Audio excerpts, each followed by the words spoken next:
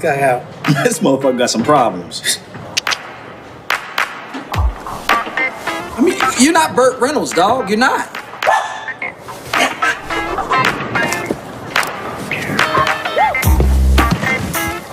Wait, what? What was that? What was that? Oh, yeah. Is he really bowling with a suitcase? I thought the ball was in the suitcase. It does make me uncomfortable how much he's kissing in the suitcase. Though. It's a lot of kissing. Oh, come on, man. Come on.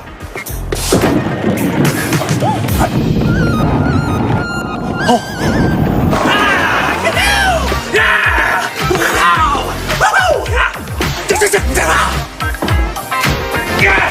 Who invited him? I did. What?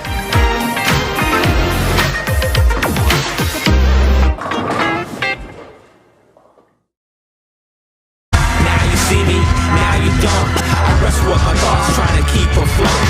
From the deep void, trying to suck my soul away. Trying to cross over, but I got a toll to pay.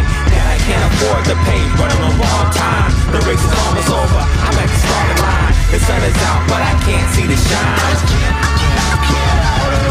Like planetary.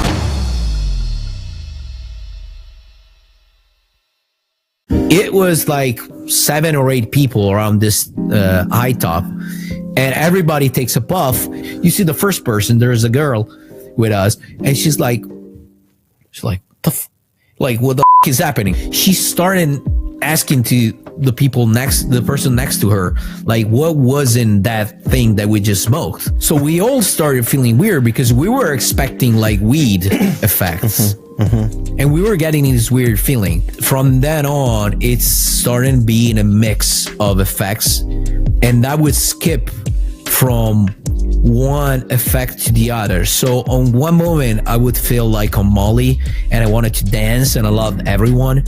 Then I would start getting really energetic, but in a really amphetaminic way. So really like, yeah.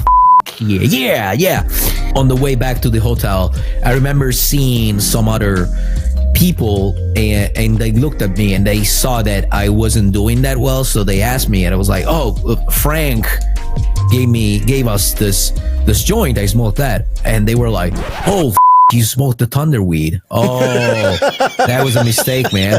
That was a huge mistake. Well, and then you come to Denver Christ. and you're like, I think there was crack in the weed I smoked. Like you weren't kidding. yeah. You were like, Yeah. I think there was crack in there. This is the Inkpulp podcast.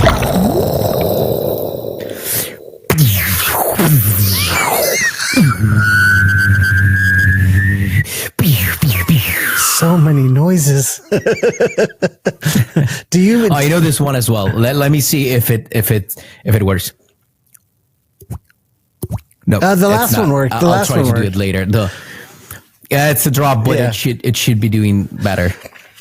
But Do you whatever. make noises when you draw? Like if you're doing like a fight or like a gun firing? No, I'm not a retarded kid like you. I do. Yeah, I would bet. Like if I had to put money on it, I would put everything on the fact that you do it. Yeah. Have you ever heard me at a Dress con? like that when you're drawing, like, boom, yes, I fucking kill you, you bastard, yes. Do you ever hear me at a con when we're sitting next to each other making noises like that? You always make noise, man. Always. Like even when you eat, you like when you sleep, you're constantly like. Do I really? I make noises, So, like not just I'm used to snoring. that. Yeah, you make a lot of noises. Yeah, you moan a lot. Well, I'm having sexy dreams. No, you're having sex with me. You just don't know it. You know, you can stop. You can stop with the roofies. I'm good to go, man. Me, I'm always ready for you, buddy. How you doing, man? I'm doing great. How are you doing? I'm good. It's been a productive week so far. I'm what have you been 3 working pages on? in with book number 2. Yes. Yeah, I'm doing my Nice. my book. Very cool. Very cool. And yeah. You know, it's just the two of us again today. Someone's missing for the second week in a row. Yeah. I think he's not coming back. I think he's disappeared. I don't see him online. Yeah. I haven't heard from him. You know, I made a poster. I'm going to have Jamie put it up that I'm going to start putting up around town to help us find Eric. It's just simple. It's a picture of Eric. It says, "Have you seen him?" And we need our Eric back. And those of you well, the problem is that you got to distribute it in the Philippines because I think he's missing there. Well, we're going global. We're going to get all the bots to put it up in their home. Okay. Yeah, we're going to go global. This is a global hunt. Hey, if anyone has seen Eric, well, of course, from now on at shows, we're going to be wearing black T-shirts with that image on our chest. Have you seen it? We had to do it. Of course. And of course, they're going to be on the milk. Isn't milk that cartons. what you do Yeah, in the States? yeah. Are you still doing it? Okay, yeah. No, they stopped doing that a while and ago. then of course we gotta do an Amber Alert in the States. Yeah, because you know he's Eric might be like in his 40s, but he looks like he's 12. So an Amber Alert seems appropriate. Yeah. Yeah. So if any of you have seen all dressed in black, he looks really dark. And he's a really pessimistic person, so you'll recognize him by that. But just ask him a couple of questions, and you recognize him immediately. And don't forget to search for all the trash cans because Oscar loves to hang out in trash cans.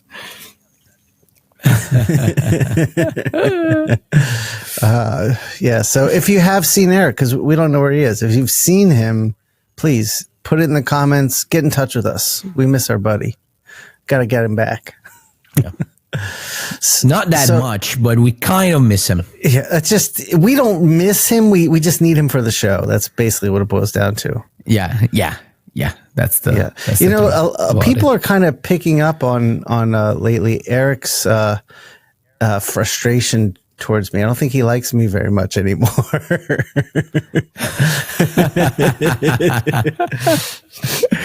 That's one of the reasons. Like he wasn't able to tell you in person. Yeah, he wanted to quit the podcast because he can't stand you anymore. So that's his way to quit the podcast. Just move to another country and disappear forever. It's not good with confrontation. No, obviously not. He's in hiding, so he doesn't have to deal with me anymore. But we'll find him. So what happened? Like people like saying that Eric doesn't like you? No. What they're saying is like Eric's very antagonistic with Shawn a lot, or stuff like that. Like Eric knows how to push Shawn's buttons, or Eric's just being argumentative with Shawn. I'm starting to see that in the comments. Okay, but we also I think it's the bots that you pay that you know. I think it's up on that because they want to defend you. I think it's the bots that Eric pays, and then it gives him a reason to disappear. I think it's like a setup to make me look bad. That's my guess. Okay. So he really doesn't like you. No, he doesn't like me at all. He doesn't like. And soon you probably. I mean, I hope this doesn't happen, but very well soon you might start not liking me, and then no one's gonna like me. I'll have no friends. Yeah, you're already. He doesn't like by Mr. Freaky, so that's the start. Oh, right. Oh, he's not going to like you. I don't know if it's, do you think it's personal or maybe he doesn't like Jews? Oh, that's a good point. I got to think about that. What other Jews have I seen? I mean, all those black, T-shirts must tell you something, right? Yeah, he does complain about Jason a lot too, doesn't he? Yeah. I think you might be right. Yeah. That's probably it. I think the Filipino He's Nazis. finding new comrades in the Philippines, and then he'll come back with a bang, like with a crew of Nazi Filipinos like him. He's designing the uniforms now in the Philippines. Dude, in a small cabin. Yeah, that's like a perfect Frank Miller villain, the Filipino Nazi gang, like in the streets of Gotham. That's in the streets of Manila.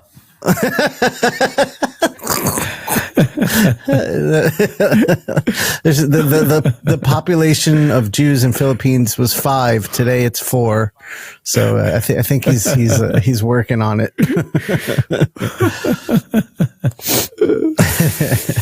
So on the last episode, we anticipated the fact that there were people asking for suggestions, and in general, they were asking us if we had time to talk about shows in general, conventions. So I think, conventions. Yeah. So I think this might be a nice opportunity to start, talking about it, and let's just do an episode about shows. In general, shows that we've attended, we're about to attend. Like, for example, you have one coming up soon, right? Yeah. So, well, let's do this. Let's start with let's start with that. That's fine. Yeah. So I'm attending this new show. Did you want to start with something else? No, I was just I was just starting to organize the thoughts of how we're going to do this. But yeah, let's talk about this show. Oh my God, that's going to take at least 30 minutes, buddy. Yeah, that's why I stopped. I didn't want to slow down. Thoughts. Yeah, I didn't want to slow down the show too much. They're already too much. I'm going to do this new show run by the Comic Art Fans people called OAX, Orlando Art Expo. And what's exciting is it's not a con, it's just a comic art show. It's just about original art. And I don't think there's even going to be like any like vendors there selling books. I don't know, maybe. But it's mainly going to basically it's like if you've been to Lake Como, or you know what Lake Como is. We're going to be talking about that show right after this as a nice segue. That's a good idea. Makes sense. See, I like how you're organizing this. So, I don't. But Jamie, put the blink when I blink. The blink sound effect. Whoa. Oh yeah, I like that. Just and a nice light here, a nice like reflection a sparkle on my teeth. Yeah, the sparkle on my tooth. Let's do a test real quick. Wink and smile. Okay, Jamie. I mean, I had to lift up my mustache. Otherwise, you wouldn't be able to see my nice teeth. All right, you ready? 3, 2, 1. That was creepy. That was really creepy. I was like, let's not do that anymore. No. So first and last time. I don't know what to expect from this show. I know our brother Mahfoud is going to be there, and I'm driving down with my buddy Ali. He's going to go with me. And awesome. Yeah, so we'll have a good time. Is that their first year as a show, or it's okay. First year. So this is a kind of an experiment, because it's I don't think you've never had that kind of show exactly in the States, we haven't. Right? No, not at all. This is the first of its kind, and we'll see how it goes. I'm excited. I'm hopeful. Yeah. So it's mainly for basically collectors, like to connect collectors with artists, basically. Pretty much. Yeah. So, I saw there's an Italian, who's gonna be there. I think Simone Di Meo. Yes. Simone Di Meo and Simone Bianchi. Simone Bianchi is going to be there too. Oh, Simone Bianchi as well. Yeah. The two Simeos, I think they're being represented by the same guy now. They are, Matt. My buddy Matt. Matt DiTullio. Yeah. He was just messaging me. He's a really cool guy. Yeah, I like Matt. Matt's great. Awesome. He was just messaging me this morning saying he's excited to see me and see this painting I'm doing in person. So we'll see. We'll see how it goes. We'll talk about it afterwards, but I'm excited. I'm hopeful. It seems like everyone going has a commission lined up already. A lot of people are full already. So we'll see. I guess it could go one of two ways. It could be like gangbusters where people are dropping money all over the place, or it could be too much talent and not enough buyers and people aren't making money. I don't know. We'll see. Yeah. Are they doing it like in a convention center of some sort, or are they gonna be doing it like more or less like Como in a classier place? No, it's Orlando, so it's not going to be like Como. Like, it's not going to be beautiful or classy. It's going to be nice, but it's not going to be like Como. They're doing it so it's all in one hotel, And I think, from what I understand, you know how hotels have like banquet rooms, like big rooms for weddings and stuff. I think they just open them all up, and they'll have it in there. But I'm curious. I mean, it could be really Okay. fancy. So, well, the principle behind it is the same. Like they're doing it in a more, in a smaller place. Yes. And it's all gonna be more intimate in general. Yes. Yeah, I think so. Which is what they do in Como. Yeah. So talk we've already about Como. spoken about that show. Let's get into Como. Yeah, Como. We talked about Como in other episodes. So, but that's first show of that genre, which is more like of a an art event. So it's an international art event. Is there other shows in Europe like it? Not that I know. Like Como is the one that really, I don't know to say, but made the mark for it. I don't know to say it in English, but it was the first that everyone now recognizes as the show for strictly like artists and collectionists. And so you've done it how many times now? I've done it twice. They invited me in the first years, but I wasn't able to go. Oh, really? So yeah, I've done it twice. How old is it? Last year and the year before. Oh, it's a pretty new show. I think they started the year before COVID, I think. Oh, I thought 2019. I think it was the first edition. Mm-hmm. And yeah, it's a pretty exclusive kind of event. It's in a really nice villa by the Lake of Como in the north of Italy. Incredible, yeah. And yeah, it's studied to be really exclusive and a nice place for collectionists and artists to meet and have time to talk. That's why, like, even the amount of people that are allowed there, the amount of public that is allowed there is limited. Like, I think they limited it at like 1,000 people. Yeah, that's what I heard. Or probably even less. And the ticket price already, it's a way to, make that happen, because I think it's the ticket to be there just for 2 days is pretty expensive. I don't want to say 400 euros, but if it's not 400, it's close to that number. Yeah, that's exactly, I heard the same thing. Yeah, it's really, it's really nice. And it was nice to have an event that was, it's nice to have that kind of event that's different from, the other ones. Yeah, my experience with Como was it after doing a bunch of corporate shows in the States where they kind of treat they treat comic creators as like secondary citizens, like it's more focused on the celebrities and the movie stuff. So Como was just a celebration of the artists and the art that exists in comics. So that was really felt really special and really nice. And for me, like seeing the guest list, like when we were having our little cocktail hour, and I turn around and like Liberatore and Milo Manara are right next to me. It's like, to be at a show like that is insane. And so for me, like I'd never been anything like that. That was incredible. I mean, I remember being in line to get dinner with Jim, and Kevin Eastman was in front of us and Bisley was behind us. And everywhere you looked was just a mega talent who's made a mark in the history of this medium. So it was pretty crazy. Yeah.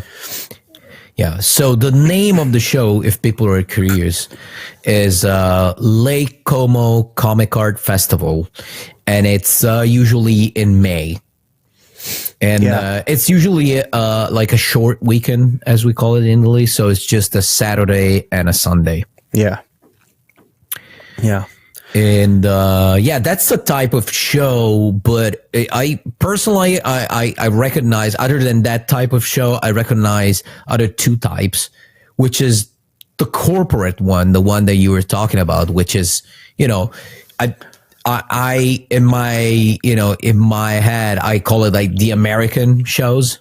Yeah. Well, yeah, sure. And then there's the European shows. And I'm not talking necessarily about where they take place, but it's an actual like different, type of show. Right. And that makes sense. So- and the way you're describing it makes sense, because an American style show would be more focused on money making and commercialism and pop culture, whereas a European style show seems to be more focused on craft and art and history and books. Yeah, not necessarily that. Like practically, I would say that they're more focused on actual like books and publishers. Okay. Aside from the the art thing and the craft thing. So you're talking it's more about the publishers. like Angoulême, like a show like that. Yeah. Okay. Angoulême is the perfect example of a European show. So basically, or Luca, for example, it's more or less like that. Then it became a huge event. So they added video games and stuff, but still, at its core, if we talk about the comic book section of the show, it's still at its core really focused on publisher. Even to this day, like publishers, they have. I should talk to somebody who actually works in a publishing company, but the revenue that the Luca show gives to them, it's a big thing for the year. Like it's a big moment for them to actually sell books, which I don't know if the same thing can be said about, I don't know, like Marvel. Yeah, I don't think Marvel so. sells their books at shows. It's more representation during shows, right? Yeah, you're totally right about that. Yeah. I mean, and a lot of shows nowadays, they don't even have a booth anymore. Or if they do, it's just for the movies and stuff. Yeah. So as an artist, what happens in European style shows is that you get invited by the publisher that pays for your travel expenses, the meals, and blah, blah, blah. And in exchange, you're basically a guest. So in exchange, you only have to show up at their table at pre-established times just to sign, book. And in general, like the tradition wants that you do, a free sketch in the book to invite people, into buying the book. And so that's a really important moment for the publisher, because that's where they sell the most of the books when the author is there signing it. So do you make any money at a show like that?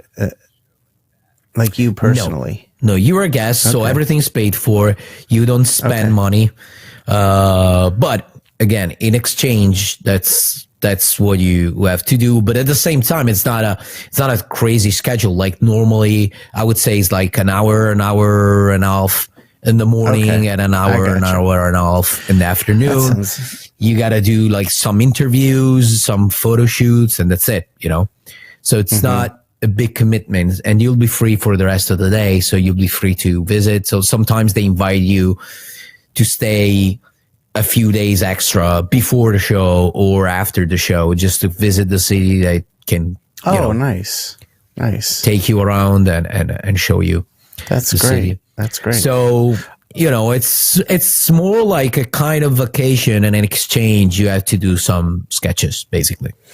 So I assume you're doing very quick sketches.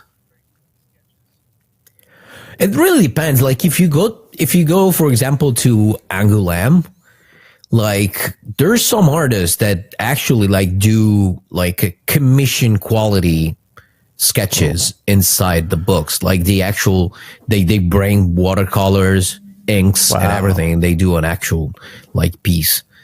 So it's in France they call it le dédicace or dédicat. I don't know how to pronounce it. It's so it's a drawing that's dedicated to the buyer of the book. Got you. Well, if they're doing like serious commissions like that, then they're only selling like 2 or 3 books, I assume, while they're sitting there. Whoa, they get probably, I mean, I'm assuming they get organized. So they do the first like 3 fully painted, and then they do quicker ones, or they just sign the next ones. I don't know how they get organized. I got you. So they can actually do like let's say your Batman book is coming out in France and you're at Angoulême, you could get like 10 books at home and do a painting in them, and then the publisher could send you 10 books and you could do a nice, like really nice painting in it and bring it to the show, and then they could sell it. You could do it ahead of time even, I guess. Yeah. What happens usually when you do that kind of show, some people from that area of the world, they contact you, so you can do them at home and bring them with you. Okay, that makes sense.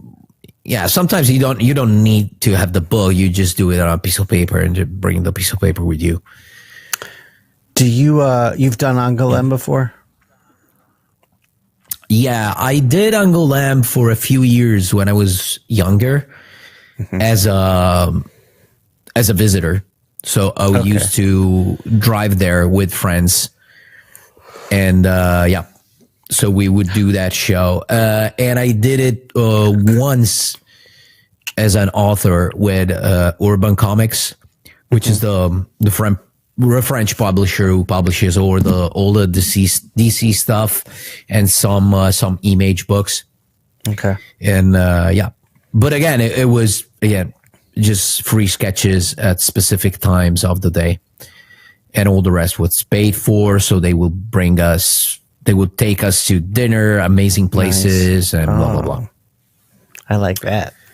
And instead, the more American ones, you have your own table, and sometimes they invite you, so you don't pay for the table for travel expenses and all that stuff. But sometimes you have to pay for something. Like usually, for example, in New York, we pay for our own accommodation. Yes. And but yeah, and you set up your table and you sell your merch and all the stuff, the original pages. Yeah. And commissions. An American show is it's about working and making money primarily, I think. But let's and now in Europe you can have like hybrid shows where they're like European, but they started to build some like smaller artist alleys here and there, so you can even have a table there. That's kind of like Bologna is that? Do you consider that con to be more like an American con? Yeah, okay. Yeah, I would say it's an. Yeah, probably you're right. Yeah, it's closer to a US show now. Okay. Yeah, I think there's a big artist alley. Yeah. And yeah, it's definitely. I want to come back. Yeah, you're right. It's probably an American style one. Yeah, definitely. Like last year, I'm doing it. I'm gonna be there in like three weeks from now. Yeah. And last year it was crazy, especially on Sunday. It got huge. Like there were a lot of people. Are people buying like big ticket items like covers and splash pages and stuff there? Last year I actually sold 2 covers. Nice. So it was a really, really good show for me last year. And but mainly I sold my sketchbook. Okay. Oh, okay. Yeah, that makes sense. And you'll have your new sketchbook. That I sold a lot of copies. I would say like 70 copies of it. Are you serious? So. Damn. Yeah. I printed like 100 by myself. Do you know how many you sold in New York? I don't know. All that I know is that by basically the end of the year, it was sold out. Okay. That's awesome. So probably in New York, I sold around I would say 50 to 70 or something, maybe. Okay. I should ask Jason. Yeah, I'd be curious. Yeah. So let's talk about, so there's usually I mean, it's a little different nowadays, but there was always, every year we would pick like 2 or 3 shows that we would always do together. We would always do Emerald City. We would always do New York and Heroes Con, right? Is there one I'm missing? It was those 3, right? Yeah, those 3. Yeah. Those were the ones that we would always go.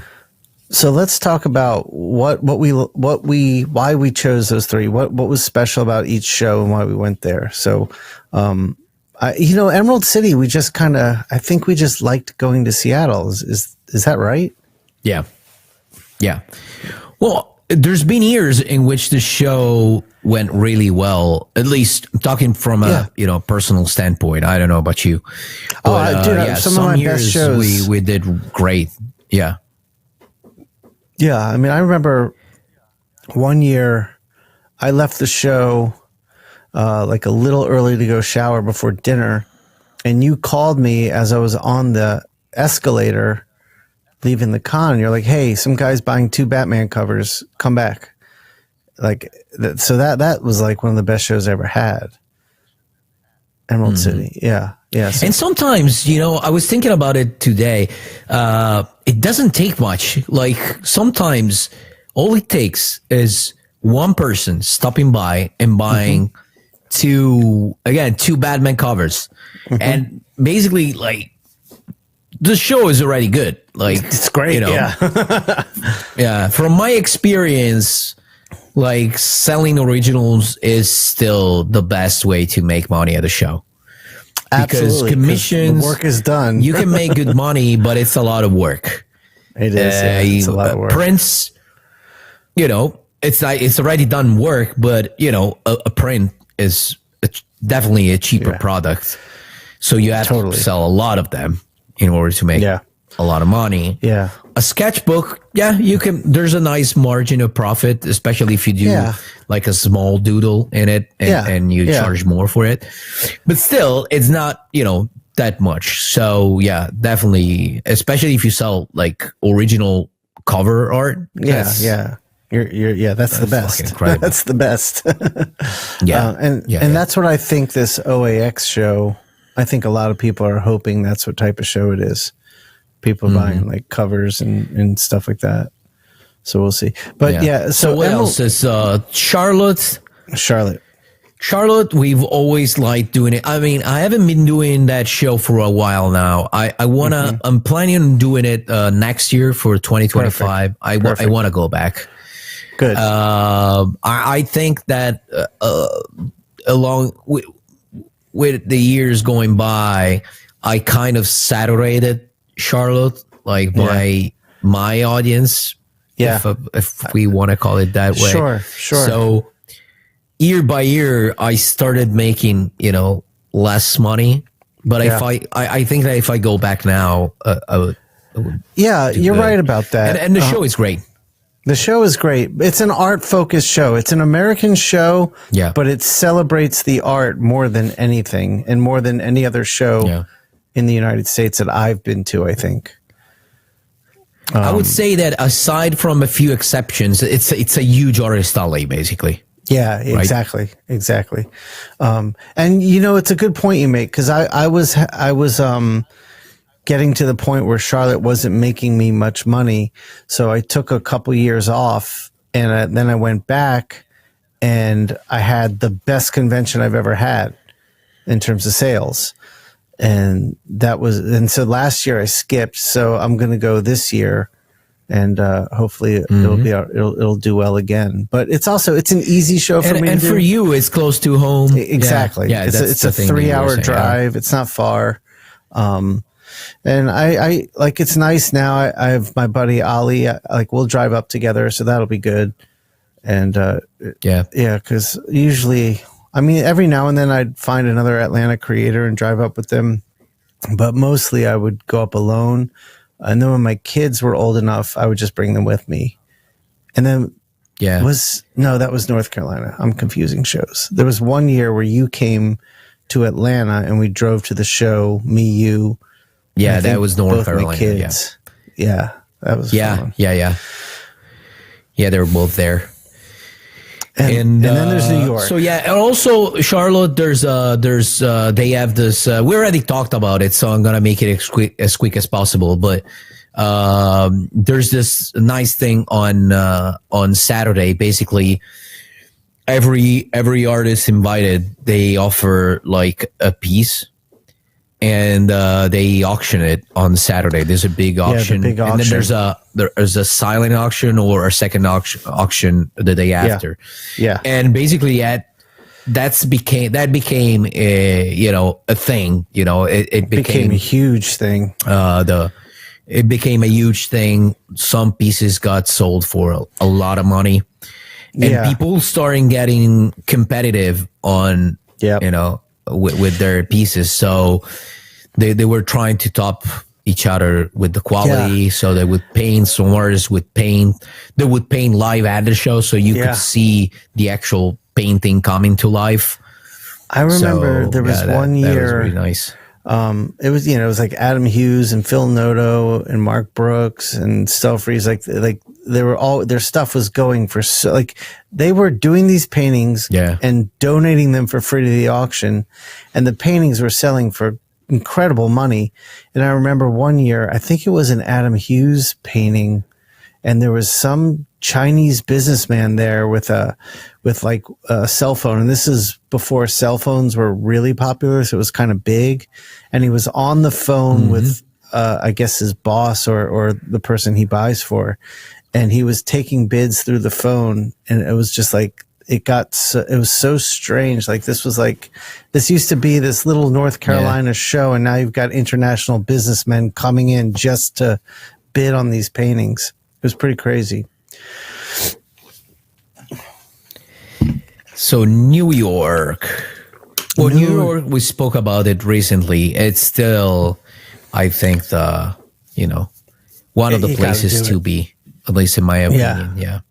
Yeah, it's and New York for me, it's not just about making the sales. New York for me for the past few years has been like, I've lined up just the jobs for the next year at New York. Like these opportunities have come to us in New York that are just by sitting there and being there, they come to you. And that's been awesome. I haven't experienced that too much at other shows, but that's how we got Todd McFarlane on the podcast. Was his people came up to us at New York and were like, hey, Todd wants to come on the show. And we exchanged information and came on. So yeah, something about being in New York at the show. That's just important professionally, I think. There's a lot of good absolutely there. Also, like we've been doing, like even not being from the States, I've been doing that show for so long that basically there's I don't want to use the term second home, but I kind of know New York. Yeah, you do. So we have our spots and stuff like that. So it's nice to, it becomes a kind of vacation as well.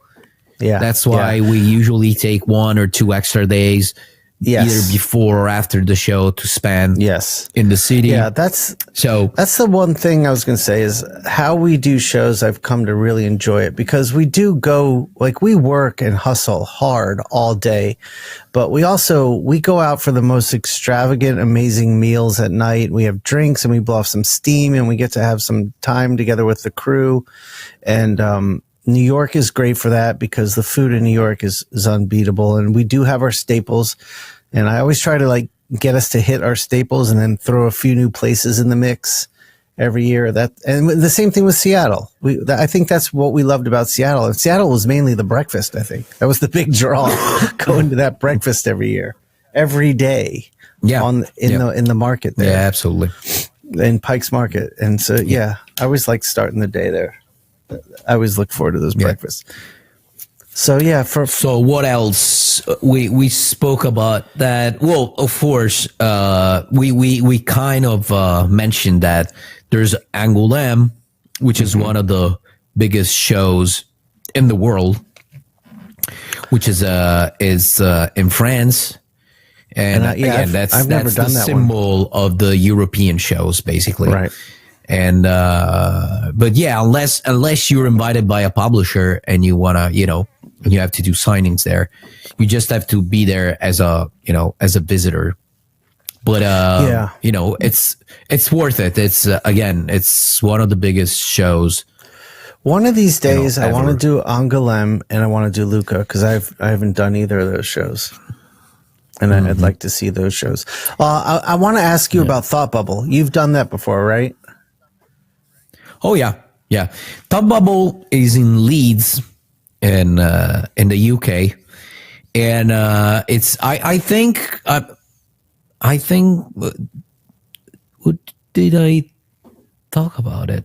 Well, anyways, I think they changed the location or something. They did, but yes. Back in the day when I used to do that show, it was basically in one of the main squares. Okay. They would have like pavilions. There's 2 or 3 pavilions, and the show is pretty small, but it's really, really, really artistic centric. Mm-hmm. So it would be like a mini US show, like in the center of the small town. So was that was that a type of show you made money at? Yep. Yeah. You actually had your table. There's collectors and yeah. I want to do it this year. So, my plan was to try to get you, me, and Eric to do that show this year. I don't know if we can get Eric to do it, but I'm still kind of trying to do it. So if I do it, you got, and that also Jamie, you gotta, like, if we do it, Jamie's gonna come and we can meet Jamie.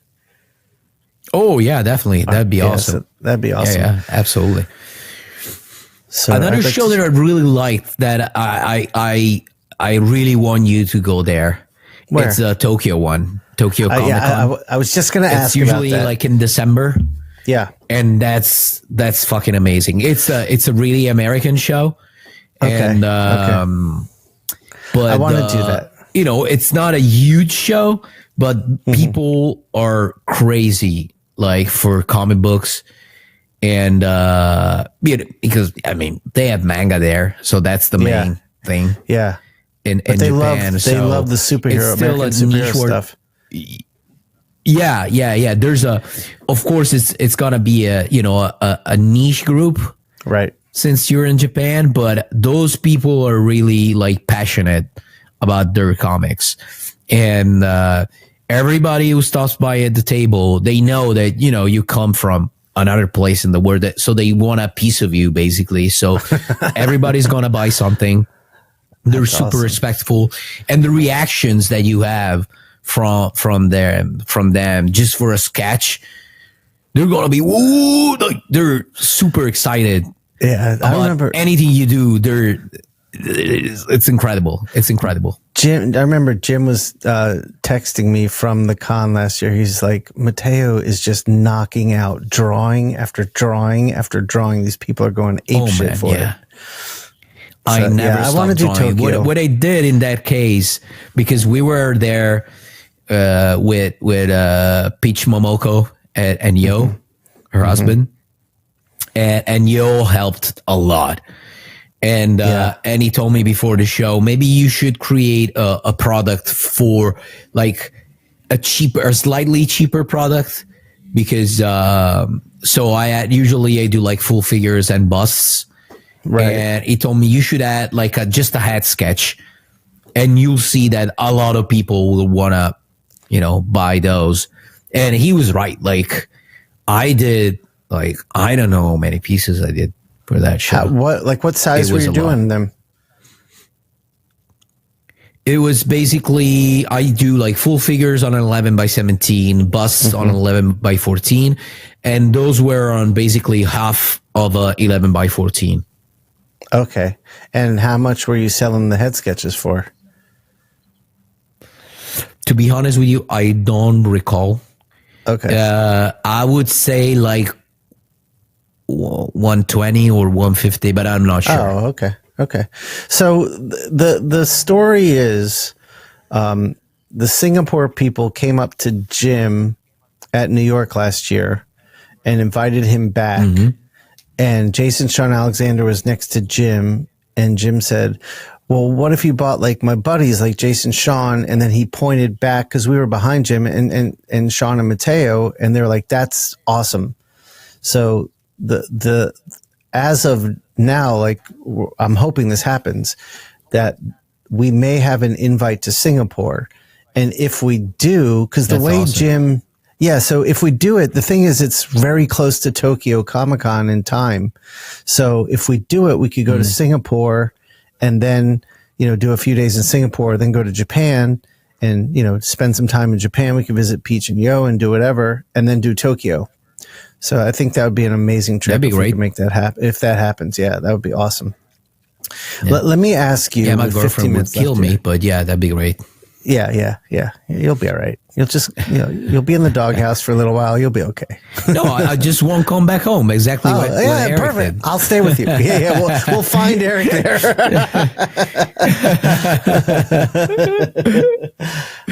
Yeah, we'll dedicate like 4 or 5 days to look for Eric in between the two shows. Yeah, and that's what we'll tell. That's why we're not home. We're worried about our friend. He's missing. Yeah, we're looking for a friend. Yeah, he's missing. Yeah, have you seen him? Like, we gotta put the posters up and everything. What was your best con experience? Like, which show was your favorite experience out of all the shows you've done? Oh shit. Well, there's so many for different reasons, but in general, like what makes it good is the people that I able to hang out with. Yeah. So I think I remember really fondly, like for example, a couple of years ago, like the first Seattle that we did after COVID, which was during summertime. I don't remember exactly when. It was August or something. I remember that one. Yeah. It was in August. Exactly. Yeah, and that one was really nice. It was kind of slower than usual. It was and slow. there were probably less people because it was just, COVID had just ended all the measures for the anti-COVID measures. So people were still really careful. So there weren't a lot of people in the artist alley. So we managed to create a wider group than we usually do. I remember we had this huge dinner with more than 20 people. I think it was like 25 people. Yep, we did. And that was at the Zigzag. What's the name of the place? TikTok? Zigzag. Zigzag, yeah. I love that place. That was the year we started hanging out with. That was really nice. We hung out with Jesse that year. That was the year we met Jesse. Yeah. And he was at all the dinners. Absolutely. That was fun hanging out with Jesse. Yeah. We had a big crew. I remember I really liked one. It was years ago. The one where when I got invited to Angoulême, it was so basically they invited a lot of others. So the main group was me, Shawn Murphy, I think Fiona Staples was there. I remember and, you doing Brian that. K. Vaughan. Yes, and I remember you doing some other people, and they had organized everything. So we arrived in Paris a few days before the show. Then we stayed in Paris a couple of days. Then we all took the train to Angoulême together. Nice. We spent some amazing time in Angoulême. Then we went back to Paris, and every time we were together. And but I especially liked that one because it was part of a big traveling experience that I was having. Like I had been traveling for 2 months, basically everywhere in the States, and then I went back to Europe and then back to the States. So I remember it that fondly because it was part of a bigger, experience in general. How about you? Right. What's your I have favorite? to think. I would say Or like what it's are your so favorites? it's so fresh, but the Abu Dhabi experience was so amazing.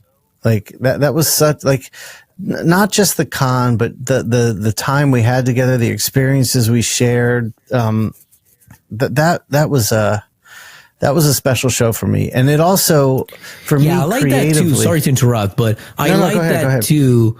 But the only thing that I didn't like is that basically we were kind of trapped where we were. So we didn't manage to. Probably for you, it was kind of different because you arrived 1 day earlier than I did, and you left one. Well, you were planning on leaving 1 day after, and you ended up leaving 2 days after. Exactly. But so you had time to do your experiences. So you went to Dubai 1 day. So you felt more freedom than I did. Yeah, I did. Instead, for me, it was harder because I got stuck there basically the whole time. So I enjoyed the company, but what made it not perfect was the fact that we were all, basically forced to do the same experience that experiences every time. I got you. And then another one I loved was that first Bologna con. I went, like the one when I went to Bologna. It was my first trip to Italy. Yeah, that was such. You organized. I mean, we did like a week before the con, and you organized this like Italy tour for us, and that was amazing. The Croatia show I did in Makarska. That was one of the most amazing experiences I've ever had, because that was a European show where you just like for an hour every day for an hour you went and did free sketches for people, and that was it, and you were in paradise. Yeah. And I mean, you were free to. It was a tiny little harbor town, and you were free to go wherever, but there wasn't many places to go, but it was so beautiful. It didn't matter. So that was incredible. I'd say those two were definitely like the Italy trip, Croatia. I also really enjoyed, the one we did in Denver, which is another show that I would love to attend again. I was just going to ask you about that. I don't. Does that show exist still? It does. Fan Expo bought it, so I think we should. Oh, okay. So it's not. It used to be Denver Comic Con, right? Yeah, it's still Denver Comic Con. It's just owned by Fan Expo now. Ah, okay. So I was going to say next year we should do that one. Because I really like going to Colorado. The problem is that I think it's more or less the same weekend as Charlotte. I mean, if it's still in the same. No, it's a month. It's a couple weeks later. It's like Charlotte is mid-June, and Denver is now like July 4th. So it's a couple weeks later. So we got to choose one or the other, I guess. Especially you. You have to choose one or the other. Well, for me, I can do like two shows. So if you want to do Heroes next year, we could do Denver the year after, or we could do Denver next year and Heroes the year after, whichever one. I would love to go back to Denver. Yeah, we love that show. I'm trying to it was really nice. I have such fond memories. Plus, there's a couple of friends of mine from Italy. I don't know if you remember them. Yeah, I do. That was fun. They don't have anything to do with comic books. They were just on vacation with me. Right. And you did California before Denver, right? Like you did a whole trip. Yeah. I actually did, like that year I did Charlotte. Then I met with them in San Francisco. We spent a few days in San Francisco. Then we went to San Jose for Lee Lowridge's show. Right. I call it Idiot Fest. It's not really Idiot, but it's ID10T or something. ID10, yeah. Now, I think we got to end the show on the story about the I forget what it was called. The powerful weed. The Thunderweed? The Thunderweed. We have to end this podcast on the Thunderweed. So tell us about the Thunderweed. Okay, so again, I was there with these two friends, and one of them, he smokes like a lot. Like he smokes every day. Like he's been smoking for the last like 20 years of his life every day, like constantly. He's constantly stoned out of his mind.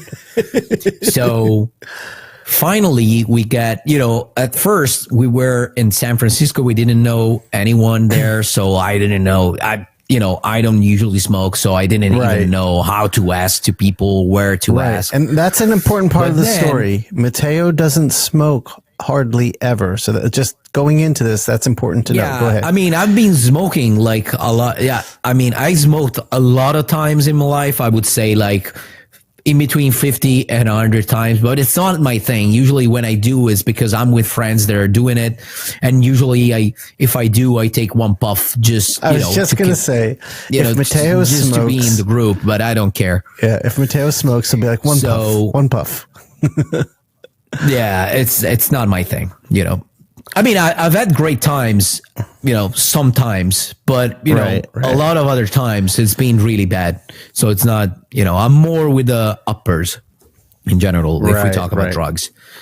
Okay. So, but this friend of mine was freaking out because he hadn't been smoking for a few days now. And then finally, we get to San Jose, and there's a lot of friends of us. And one in particular, let's not mention him just in case, but this person smokes a lot as well. And so I think my friend went smoking with him, and basically I introduced my friends to everybody at the show. And at the end, this guy, our friend, this other guy understands that my friends really likes to smoke. So, and these were the days where weed was getting really legalized in California. Yeah. I mean, it's always been legal, but for medical reason. Now they were starting to, after Seattle and all the other states, they were starting to making it completely legal there as well. So this guy tells me, let's call him Frank. Okay, Frank. So that we can distinguish people. So Frank tells me, okay, so I've heard that your friend really wants to smoke. So I have this friend of mine who's a producer. So he makes he grows marijuana, and he has this special product, and it's actually in a pack, like cigarettes, just smaller, just shorter, like this. So if you want, you can give your friend one of these. Just tell him to be really careful, because these are really, really powerful. This is the most powerful product that my friends produces. It's not in production yet. He just gave it to me because we're good friends, but it's still, it's really, really, really strong. So tell him to be really, really careful. Okay. So cut to the night after, because that night my friends managed to smoke something with other people, so he didn't need to smoke that one. The night after, we all go out. We kind of, we get drunk and blah blah. We start drinking, having fun, and blah blah blah. And at a certain point, my friend decides to light up that small joint. And the funny thing is that for the whole vacation, my friend had a GoPro mounted on his head. So he kept bringing the GoPro everywhere. In that moment, he put the GoPro, we were at how do you call them, those high table? High tops.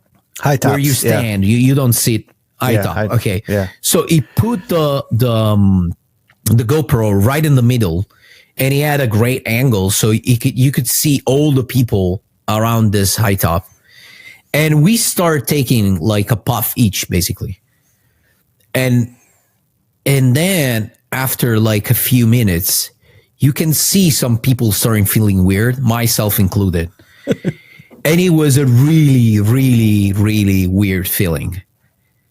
And it wasn't a weed. I never knew those kind of effects related to weed. To me, it looked more like what probably Molly could do, or Coke, more than weed. So we all started feeling weird because we were expecting weed effects, and we were getting this weird feeling. And yeah, it's from then on, it's starting being a mix of effects, and that would skip from one effect to the other. So on one moment, I would feel like on Molly, and I wanted to dance, and I loved everyone.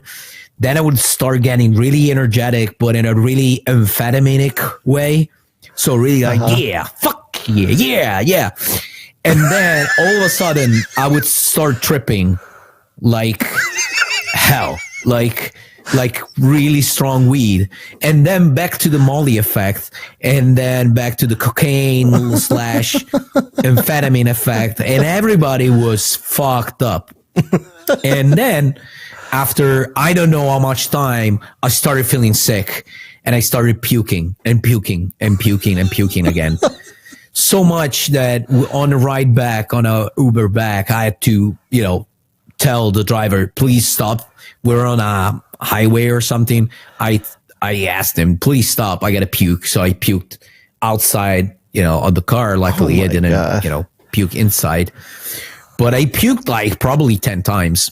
Oh, my And it was God. funny, again, about the video, because after we rewatched the video, because nobody really remembered what happened. And you can see literally like it was like 7 or 8 people around this high top, and everybody takes a puff, and all of a sudden we were just talking, we were kind of drunk, so we were happy to be there, and blah blah blah. And then all of a sudden you see the first person, there's a girl with us, and she's like what the fuck is happening? Like, and then I mean there was a lot of noise, so you couldn't hear the words, but she started asking to the person next to her, like, what was in that thing that we just smoked? Because everybody was asking themselves, what the fuck, what did I smoke?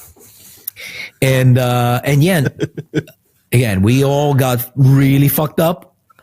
And on the way back to the hotel, I remember seeing some other people, and they looked at me and they saw that I wasn't doing that well. So they asked me, and I was like, oh, Frank gave us this joint. I smoked that. And they were like, oh, fuck, you smoked the thunderweed. Oh, that was a mistake, man. That was a huge mistake. And they started telling stories, and every story was fucking terrible. I mean, I had a great time. Like, I saw the videos that we filmed as we were fucked up. There were moments that I completely, like, I don't remember, but in which I looked really pumped and happy. But man, what a fucking experience. Well, and then you come Jesus to Denver Christ. and you're like, I think there was crack in the weed I smoked. Like you weren't kidding. yeah. You're like, Yeah. I think there was crack in there. And you kept saying it. I was like, crack, really? So I texted Frank and I was like, hey, what was in that shit you gave Mateo? He's convinced he smoked crack. And he was like, dude, it was just weed. Yeah, because the fact that I was so stubborn on the crack thing is because other people said that night, other people that smoked it, they were like, no, this is impossible.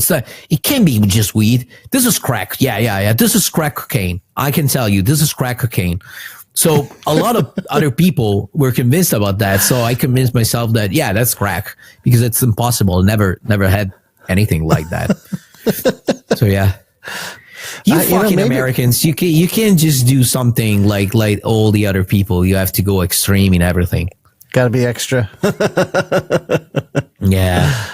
All right, so that we'll end on the thunderweed note. Next week, it's me and you and our buddy Jonathan Glapion, and he texted me this morning, so I'm looking forward to that one. Can't Jonathan. wait, man. Yeah, it's gonna be a good. Awesome. One. All right, peoples, thanks for listening. Great seeing you, man. Good seeing you too, my brother. And I'm gonna be off to Orlando on Friday, and I'll let you know how that show is. Bye. The Inkpulp Podcast.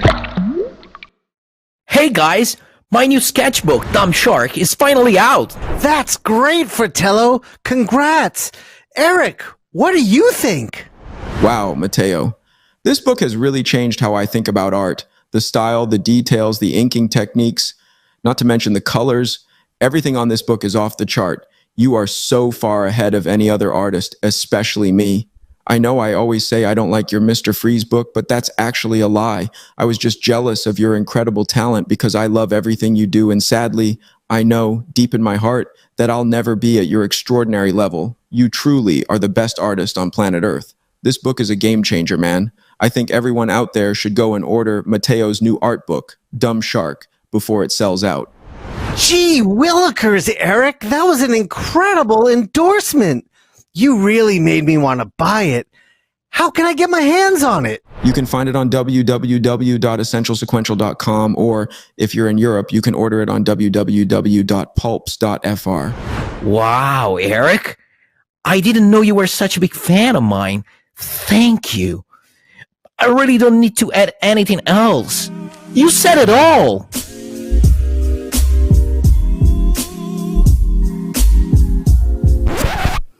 What an asshole. Wait, what?